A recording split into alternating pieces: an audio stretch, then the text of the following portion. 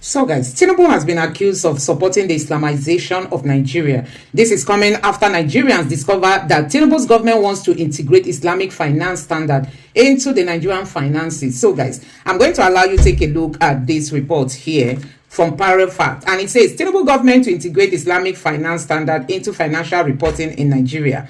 Also, this man now, who is also a Yoruba man, reacted and said, if you ever entertain any doubts that Bola Ahmed Tinubu is one of the people directly behind the Christian genocide in Nigeria, I hope this singular move clears your doubts. Tinubu supporting the Northerners in whatever they are doing. Tinubu is not showing leadership. It's not showing that he's in charge just because of 2027. Before Tinubu leaves office, he will run down Nigeria. So guys, this is coming after Iswap released a series of videos where they were executing people. I mean, this is Iswap executing those they arrested, those they captured. They said they are spies. You know, Iswap is daring the Nigerian military that they are going to be buying all their spies. So Iswap is actually accusing these people to being spies for the Nigerian military. So guys, you can see what is happening. Iswap now is the one daring Nigerian military, saying all the people working for you, we are going to be executing them. And this headline here says a total of 20 men were executed by Iswap in different clips in documentary. All of them either spies, CJTF militiamen, and one local chief accused of working with the Nigerian military. So guys, this is it. Iswap is taking laws into its hand. Now they are busy executing Nigerians. So guys, a whole lot is happening. This other video here also said Iswap released its new 5 minutes documentary entitled The Consequences of Betrayal 2, featuring a series of execution of spies loyal to the Nigerian army and the CJTF militia. Some of he just went ahead to write about that. So guys, Iswap is busy executing Nigerians, and the government is saying nothing. This one here says Iswap terrorists in the documentary threatened informants and militia men for the Nigerian military that once they catch them, there will be no forgiveness, and that Iswap is always monitoring them. Iswap is boasting of their intelligence in Nigeria. And this other headline here says suspected Boko Haram terrorists by pastor burn down village, others fear death. Suspected Boko Haram terrorists have reportedly by pastor and 4 other residents during a deadly raid on Tafa village in Hawu local government area of Borno State. So guys, these people, they are just doing whatever they will. And you can see that the foreign minister is saying that Tinubu's foreign minister blames escalating insecurity on climate change in Niger, other Sahel nations. So we thought that with the southern leadership, that insecurity will be a thing of the past, but sadly, under Tinubu, insecurity now is being celebrated in Nigeria. I say due to rising insecurity now linked to the climate change and Sahel region and whatever. That's the excuse. Instead of them to call a spade and to say this is actually the Islamization of Nigeria, they are busy looking for excuses to give. That's why it's difficult to solve the problem. Anyway guys, let me allow you to take a look at this video and let me know your thoughts in the comment section below. Please don't forget to subscribe to the channel and turn on the bell notification for more. Thank you. The United States and Nigeria Joint Working Group has been formally inaugurated, cementing security and intelligence collaboration between the two countries. U.S. Undersecretary for Political Affairs Alison Hooker asked the Nigerian government to ensure stronger and sustained action to protect Christians and other vulnerable communities from the religious extremists and other terrorists. This is amid the recent abduction of Christian worshippers in Kaduna State. Well, we have our Rise correspondent, or rather, we were going to take a report from our Rise correspondent, but we're going to delve into this discussion with Rise news analyst, Mr. Dayo Shebwale, and he'll be reviewing this latest charge by the U.S. to Nigeria to do more to protect Christians. Good afternoon, Mr. Shebwale. Many thanks for being here. Good afternoon. It's a pleasure to be here. Absolutely. It's great to have you. Now, we've seen some commendation about progress that's been made, some relative success by this administration in handling insecurity. But unfortunately, when we see reports from the likes of Southern Kaduna Christian Leaders Association, they're noting that this abduction that happened a few days ago is the first time in the region's history that members of 3 different Christian denominations were abducted in a single day during church service. So when you pair that with the claims of Christian genocide and looking at this history that they're recording, what's your take on that? Well, it's difficult now to defend the statement that there is no genocide. And those people are the receiving end of it. So it's the first time 3 different churches, the same Sunday. And they've asked their people to fast. And the fast will end next Sunday.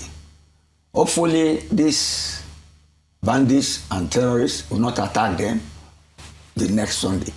You see, you can always speculate. But the visit of this Undersecretary of State is not a meeting with Nigeria. It's part of a tour of the Middle East and Africa. So this is a stop in Nigeria. And she has spoken very diplomatically that we should do more. You get me? They have the facts. They have the facts. And the Middle Belt people and the Kaduna Christians, they are human beings. They know what they are saying. Happily, our NSA director admitted that these attacks are an assault on the government of the day. The government should resist such assault and resist it powerfully. But I can assure you, the Americans have their information. They can play diplomacy, but they know what to do. Because Trump has said there is a cultural war between Christianity and Islam. And it should end. It should end. First, beginning with whatever happens in Iran and any other places where they are killing Christians, including Nigeria. Let's leave it at that. Also, Mr. Shobwale, now let's talk about the methods that are being used by the security forces in handling, I'm not going to say, I would have said kinetic, non-kinetic, but you will come at me. Your favorite. My favorite. Yeah. So let's leave it at that. Let's talk about the methods being used. We understand that the condition that's being submitted by these terrorists is that they're asking for the 17 motorbikes that are valued at over 28 million naira, thereabout, to be returned, which were seized during military raids, as for them to release these abductees. Now, when it comes to law of power, we are told to, or the art of war, when Lao Tzu, we always read they were meant to crush our enemies because they give them time to regroup. Isn't it obvious to the operatives to an extent, and to you, or what do you think about the methods that are still being used in the sense that you're seizing their materials, things that they're using to carry out these atrocities, but they're not crushing the enemy like you often say they should? What is the resistance about? Why are they resisting taking that decision? It means whatever strategy or effort we have been using against them have not been productive, and they are not deterred. They are not deterred. You see, violence is the language they will understand. Violence was the language Trump used when they bombed Sokoto, and they got the message. You see the insolence of the request. You have killed people. Now you have come back to the authorities to restore your motorcycles. They are showing that they have some might against government. It should not be like that. The Obesian theory says might is right. Might is right when you use power legitimately to subdue your opponent, not when you, fighting against the state, seizes people from the state and you are requesting the return of your commercial articles. It is an insult to the integrity, to the professionalism, and to the strength of the Nigerian state. It should be disregarded, and they should just hunt them down. And like I'm telling you, we should make sure, because they seem to have information. Why is it that it's on the eve of the visit of the American Undersecretary of State that these church attacks happened? Why is it? There are some people in and out of our system monitoring and trying to create the impression that Christians are being killed in Nigeria. And it is there. You see, you cannot, how do you defend a situation like that? 3 churches in one day, and then people requesting that before they can return them, they should return motorcycles. It is not done. And the issue of terrorism finance, you can see what is going on all fronts. The cases with EFCC, the governor of Bauchi, the former attorney general, the finance commissioner. There are people in high places who have money and influence who are supporting this, and this government should take them on. You It's not a matter of diplomacy. The American lady has come and done her bit. She's going to the Middle East thereafter. But the people who take decisions in Washington, that is exec, the Secretary of Defense, and Trump, and his Vice President. And they are ardent Christians. They are ardent Christians who, if care is not taken, will take on Nigeria on this issue. Mr. Shibali, you said you just mentioned the different people that are being investigated and might be funding or financing terrorism, and still we've not seen the kind of outcomes that will show that the fight against quelling insecurity is really being taken on the way it should. It is being taken on, but we are not successful at it. Yes, and exactly. And what ADC is accusing, for instance, now based on what happened a few days ago, ADC is accusing Kaduna government and the police of cover-up, and the National Publicity Secretary is describing the denial as part of APC government preoccupation. These are his words: preoccupation with hiding the truth to look good. Now, are you not happy with that? No, that's a premise. So I'm saying so when you pair this denial and then you look at also the lobbying, the amount that was paid to the lobbying agency to spin the narrative about efforts being made by the government, are you concerned that this administration is more concerned about optics, the look of doing what it should be doing as opposed to doing what it should be doing? Yes. You see, what government is doing, it's not a cover-up. You get me? It cannot admit failure of insecurity. And people have been saying the opposition is weaponizing insecurity against government. The opposition is in a position to say that and to bring evidence to support that claim. As for the government lobbying, I've said it here before, that you will send lobbyists to Washington, you get me, before they enact law and appropriate us as they have done, as nations that they feel concerned about, and they have done it. They have done it. So government is trying, cannot fold its hand. It must do some public relations. Government can never, ever admit failure, or else it will be treated like Somalia. You heard what Trump is saying about Somalia, what is happening in Mississippi, Minnesota. And last Sunday too, just like they are doing for Russia, the protesters intervened in the church. So the way I see it is a cultural war. It's a cultural war, and it's a clash of civilizations. But we should not get immersed in it for inadequacy or inefficiency on our part to protect the Christian population, which they have categorized as vulnerable. Government should act against that. Yes. Absolutely. Yes. Thank you so much, Rising Journalist, Mr. Daya Shibwali. See, we didn't fight today. Of course. We didn't fight today. We'll fight on Monday. Yeah, both. Good day, everyone.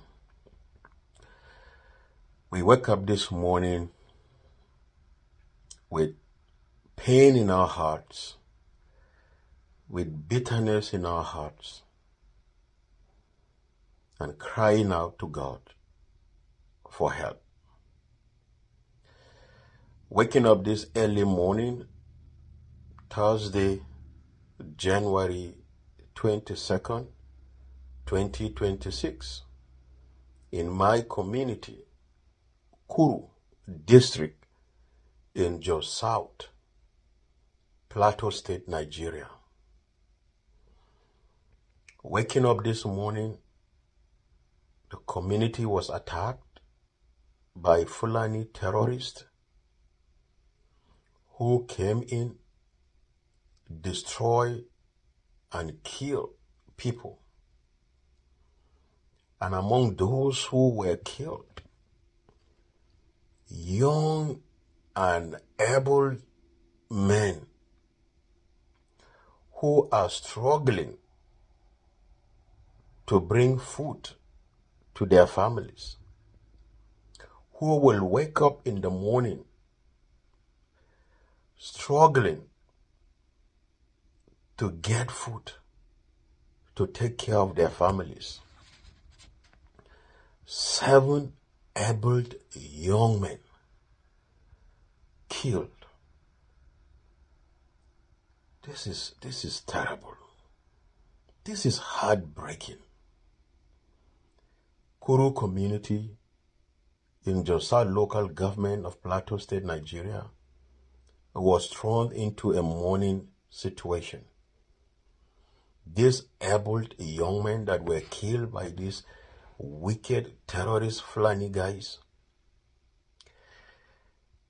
is sad that none was arrested. For goodness sake, these are human beings. These are not ghosts. You look at their base in Rio, Mahanga. These people are wiping away Christians. When we talk about Christian genocide in Plateau State, Middle Belt, and Nigeria, only the wicked will deny this fact. There are evidence abound. People can come and see what is going on. You go to Riom local government, they have taken over more than 18 communities there, where they have killed the people, wiped them out, taken over their homes. But yet, the government will pretend that nothing is happening. Is it not shameful that even the government will look for money to bribe and lobby to deny the fact of Christian genocide in Nigeria? Now look at it today. In the night, early morning of today, Thursday, 22nd of January 2026, these able young men who went out to look for food for their families. When I was looking at the list of these young people that were hacked to death by these Fulani terrorists, my heart ached. I am in pain. Looking at young men coming from my community. These are families that we know. These are families that we live together in peace. These are families that we worship God together. Today they are no more. It's so painful. And I was looking at the names of these young people. Dungyang, a 19-year-old young man, left behind a widow and a small child. Wendung, 26, killed. Left behind 2 little children and a wife. And I look at Francis Paul, 23-year-old young man, killed. Left behind a wife and a small child. Samuel Peter, 22-year-old, killed. Left behind a small child and a wife. Dung Simon, 28-year-old young man, hacked to death. Left behind a wife and 3 children. Pam Dung, 23, and Francis Marcus, 15-year-old young man. These are young people with a bright future. And overnight, killed by Fulani terrorists. What a painful day. What a sad situation for my community in Kuru district of Jos South Plateau State. And the painful thing about this situation, people are being killed on daily basis. Christians are being wiped away in Plateau State, Middle Belt, and Nigeria. It is sad that the government are even denying this fact. We have graves all over the land. Mass graves of people all over the land. These are verifiable facts. You can verify them. They are all there for everyone to see. I want to plead with the American government to do something, and to do something fast before we are completely wiped away by these Fulani terrorists. I am pleading with the American government. Please act now. Save our lives. We are being killed and terrorized by these Fulani terrorists. And we know the government cannot save us. The government are busy denying the fact of Christian genocide. American government, we plead with you.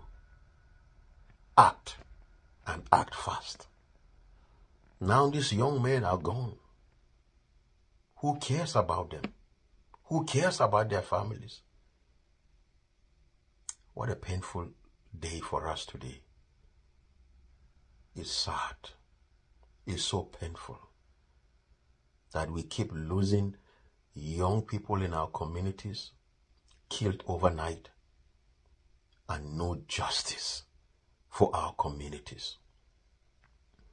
There is Christian genocide going on right now in Plateau State, in Middle Belt, in Nigeria. No one will deny this fact. I plead with you, the American government, come and save us from the hands of these Fulani terrorists. Because we know the Nigerian government is not willing, is not capable of saving us. We pray for intervention. Please act, and act fast. So guys, let me quickly take you through some of the reactions from Nigerians. It's really so pathetic how Tinubu is silent over the killing of Christians and Nigerians at large. It's really so heartbreaking. That's why Nigerians told him to sack Nuhu Ribadu. Tinubu is afraid of 2027. Now, let me take you through some of the reactions. This person here said, this is a lie taken from the pit of hell. The world knows now that Nigeria is gradually being taken over by radical Islamic jihadis from Sahel. Nigerian government is not seriously fighting insecurity because these terrorists have infiltrated the government. And this other person said the stupid lies they told American Democrats. Another person here said he is part of them, so he will cleverly know what to blame, what to blame it on, except the real cause. Always looking for where to dump blames. And this person says certain demographic lie too much. They lie and then tell more lies. They know they are lying, but they keep lying.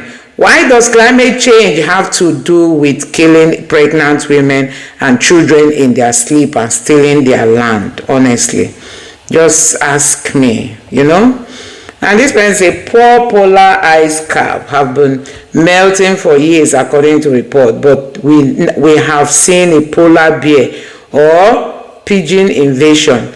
Are the animals more discreet than these people? APC chose propaganda and gaslighting. That they got no time to make life easier. Baba, for the citizens. So guys, this is coming after the foreign affairs minister came out to say that what we are seeing in Nigeria today is as a result of climate change, and that has gotten a whole lot of bad blows from Nigerians. Really so pathetic to see how lives are being wasted under the Tinubu's government.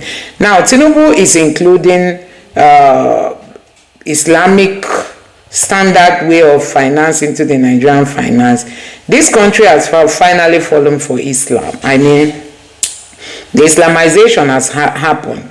Now, this person reacted as a grand patron of Islamization. Look nowhere. Nigeria is constitutionally secular, and adopting AAOIFI is purely technically accounting for existing non-interest bank and not Islamization. Okay, secular state globally regulate Islamic finances without changing status. I don't know much about this. And this other person here say Tinubu will be the Sharia compliant without an adaptive revolution of DIY Nigeria into one Nigeria Republic of Arewa, Biafra and Oduduwa. Trump, please look into this event, and that could further Islamize Nigeria. So guys, the Tinubu's government is not even helping matters, and that is why people are opting now for division. Nigeria is not an Islamic republic, so we won't need any Islamic finance standard incorporated into Nigeria. Tinubu is pulling emotional blackmail on Northerners, since most of them are religious Muslim fanatics. That's the hook he's using. I doubt you all can see his upcoming cards. Having him beyond 2027 is risky for Nigeria. I mean, it's really risky for Nigeria if Tinubu remains president. Yeah, right. I thought the gaslighting you all that Momo ticket was not Islamization. As suspected, Yaribas are quiet. So people are actually saying that Tinubu knows what he's doing. You know, after choosing Muslim ticket, he's seen the Northerners running down Nigeria. I mean, running down Nigeria with terrorism. And Tinubu is silent. So guys, let me know what you think about all this in the comment section below. Please don't forget to subscribe to the channel and turn on the bell notification. Thank you.